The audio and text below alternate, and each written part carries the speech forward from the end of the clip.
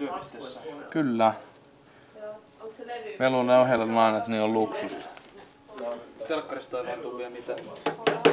Ja niin, se on rikki. Kuvaa ja...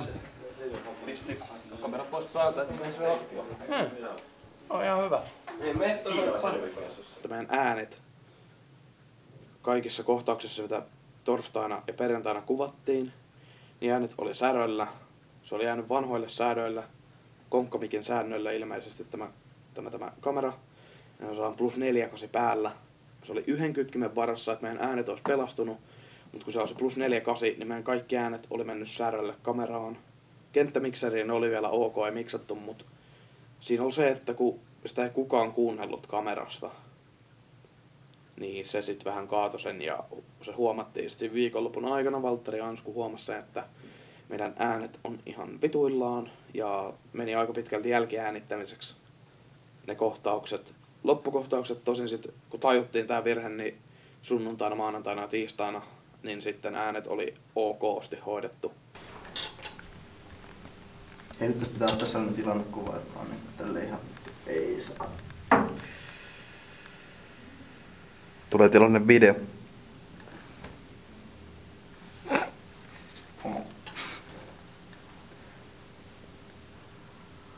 Enkä ole.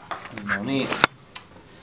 Tässä olemme nyt äänityön ytimessä ja tällä hetkellä renderöimme erästä sekvenssiä tässä näin. Minulla on tässä kädessäni kahvia. 2 päivää aikaa tehdä tämä äänityö loppuun.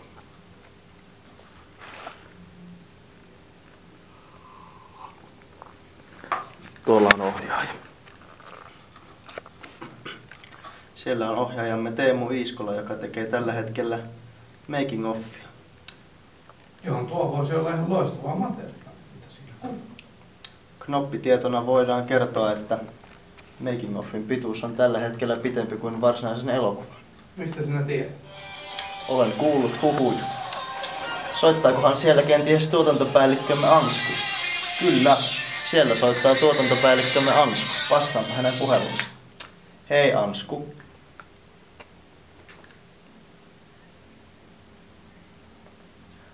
Kyllä, täällä on Valtteri tällä hetkellä, joka kuvaa meille making of matskua ja tämäkin puhelu tallentuu tyhmän ilmeeni kerran tuohon kameralle. Käsispohjaakin muutettiin pariin otteeseen, että aluksi olisi ollut tuotannollisesti aika haastava ja iso produktio, josta sitten päädyimme tällaiseen perustoriin, että alkaa tällaisella kolmioraamalla, josta muuttuu vähän ahdistuneiseksi kauhuksi. Ja lopussa sitten onkin, että kaikki ei ole sitä miltä näyttää. Meillä on kyllä ihan hauskaa kuvauksissa, että ei silleen niinku käynyt, että ketkä olisi alkanut huutaa toisilleen ja näin. Että jos joku heitti jonkun idean niinku kuvauksessa, että mitä jos tehdään asia näin tai entäs tällä ja tällä, niin mä yleensä olen silleen hetken aloin miettimään siinä ja mietin, että sopiikohan toi tohon. Ja no tehdään näin, että sillä aloin miettimään, että jos se sopii siihen, niin otetaan se siihen. Totta kai pitää, mitä minä yleensä nyt tässäkin projektissa on ja on ajatellut asian, että jos minä ohjaaja niin olisin virallisestikin, niin kyllä minä, jos sieltä joltain tulee joku idea, niin jos se vaan sopii siihen, niin kyllä se otetaan sillä, että minä on avoin muokkaamaan, ettei niin ole tiukkaa, että ei me tehdä näin. Että me pysähdytään tässä, tätä ei muuteta. Mutta kyllä se minusta pitää olla sellainen avoin siihen ja suhtautua siihen asiaan niin, että saadaan niitä muidenkin mielipiteitä siihen aikana, kuvausten aikana saadaan muiden mielipiteitä ja pystytään sitten niin sitä kautta olemaan vähän silleen rennompi